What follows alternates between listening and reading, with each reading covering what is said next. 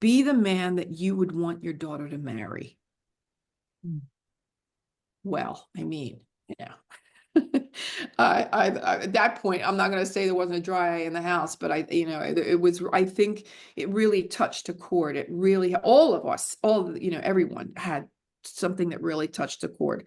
But I think that in closing, it was really kind of cool to talk to the men because we were all talking about women to women. And there were a few men.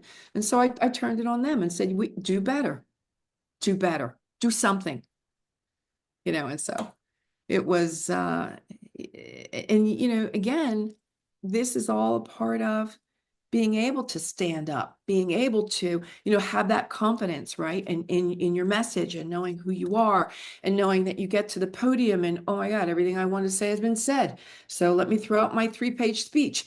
And what do I say now? That could make a difference, right? And so there you go.